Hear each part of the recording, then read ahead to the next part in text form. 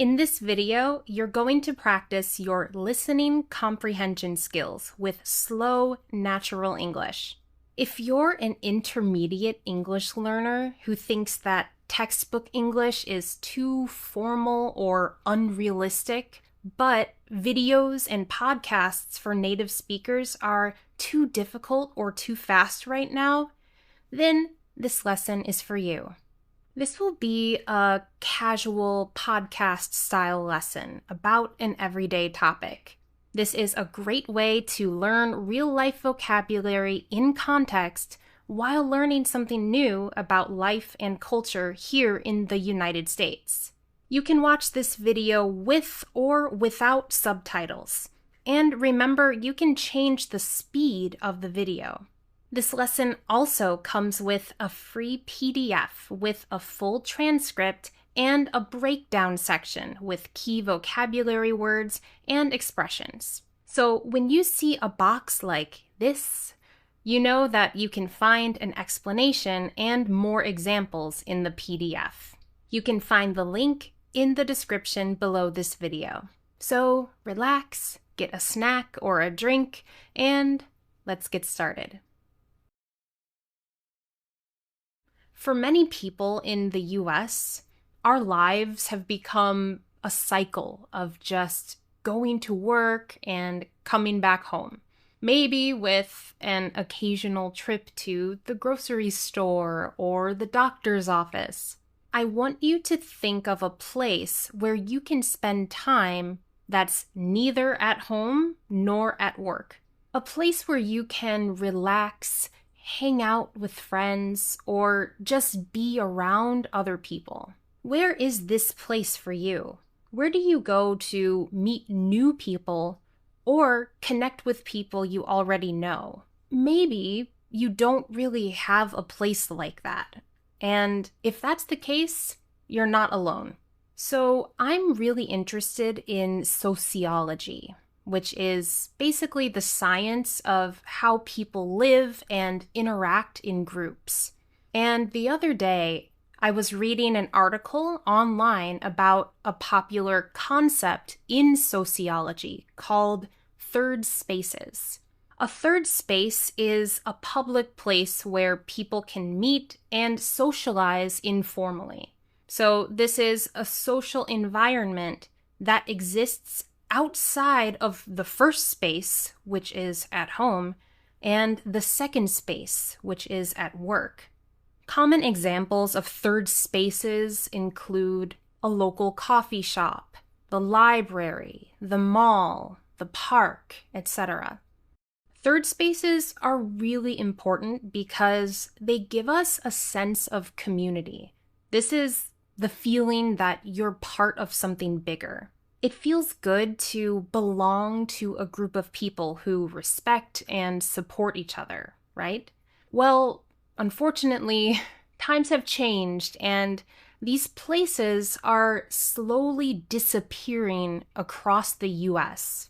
But why is this happening? Why are these places disappearing?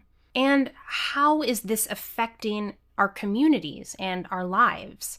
Here's my 2 cents. Here's my opinion about this. I think one of the biggest reasons is the infrastructure of transportation in the US. We use the word infrastructure to talk about all the basic systems that a place needs to function properly, like roads, electricity, hospitals, and so on. Okay, let me explain. You can live in an urban area or in a rural area, but there's another huge area in the middle. In the US, the general name for any area between the city and the countryside is the suburbs. And in fact, this is the area where most Americans live. Suburbs are basically smaller towns outside of larger cities. I was born and raised in a suburb of Buffalo, New York. And now I live in another suburb of Raleigh, North Carolina. The important thing here is that suburbs are residential. This means that suburban areas have many homes where people and families live, but they usually don't have many offices or businesses. So many people who live in the suburbs typically commute to the nearest large city for work. And how do they commute? Well, they have to drive because there's usually little to no public transportation in, to, or from suburban areas. So, because most of America is suburban, it means that you need a car to go anywhere. No, it's not because we're lazy, even though I am lazy sometimes. It's mostly because walkable communities don't exist in most areas outside of large cities in the US. For example, if I want to take my dog for a walk at the nearest park, I have two options. I can drive there in 5 minutes, or I can walk there in 2 hours. If you ask me, it's a no-brainer. I'd rather drive to the park, especially in the summer when it's 100 degrees outside. Well, 100 degrees Fahrenheit. What's that in Celsius? Anyway, that brings me to another reason why third spaces are declining: the rise of technology. Technology has really impacted the way we do a lot of things. There's online shopping, online dating, working from home, etc.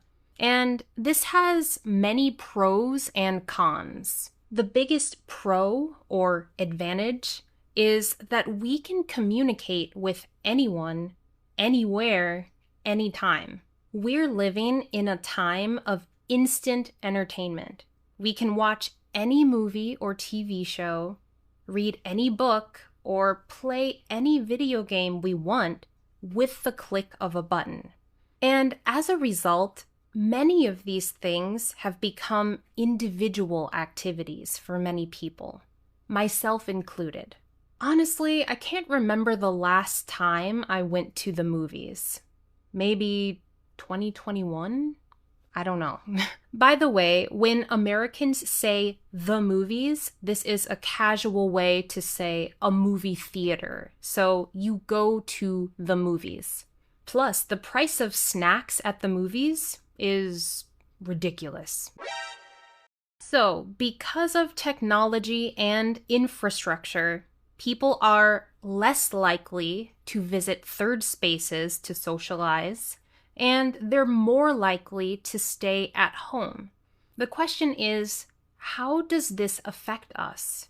I think this definitely affects both our physical and mental health. Our lifestyles have become very sedentary. A sedentary lifestyle means you spend a lot of time sitting down and not moving enough. So I used to teach English in person at a local college, but now I work from home full time. Don't get me wrong, I absolutely love my job. This is my dream job.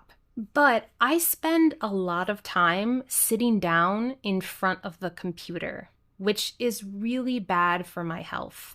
Sometimes when I start working, it's really difficult to stop.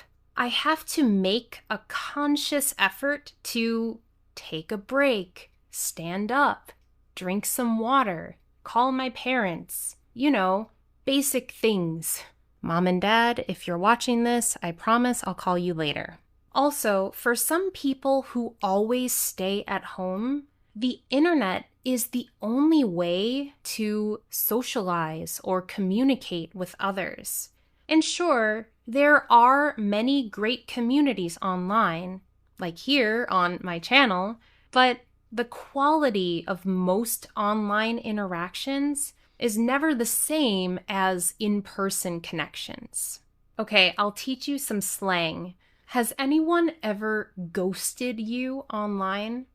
Ghosting is when someone you've been communicating with online suddenly stops talking to you with no explanation.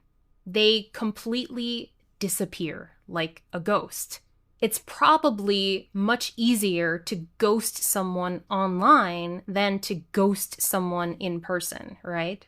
So all of this affects us, both as individuals and as a community.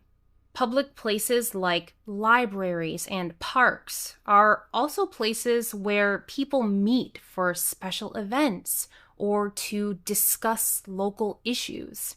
These places are usually funded by the government, so they receive money from the government to operate. And if we stop using these places, they lose financial support and then they have to shut down. Then people have fewer opportunities to participate in the community.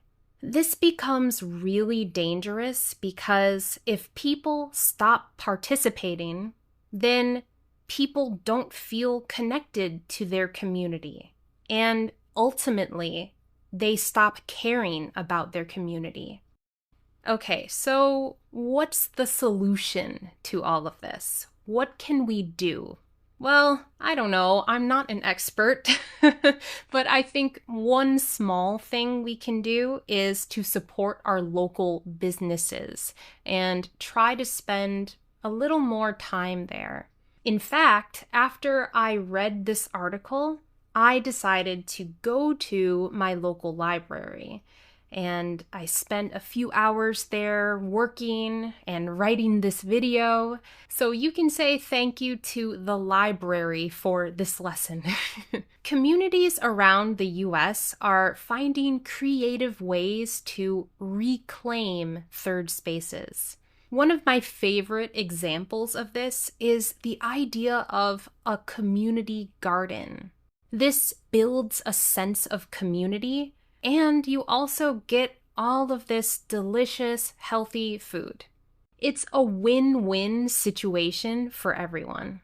Okay, now I have a homework question for you, and I want you to try to use some of today's vocabulary words in your answer. Where is your third space and why? Or if you don't have a third space, where would you like your third space to be? Leave a comment below. I would love to hear about your third space. And if you want more podcast-style lessons like this, please let me know. Thank you so much for watching. I'm Gina. This is Your World in English, and I'll see you in the next lesson. Bye!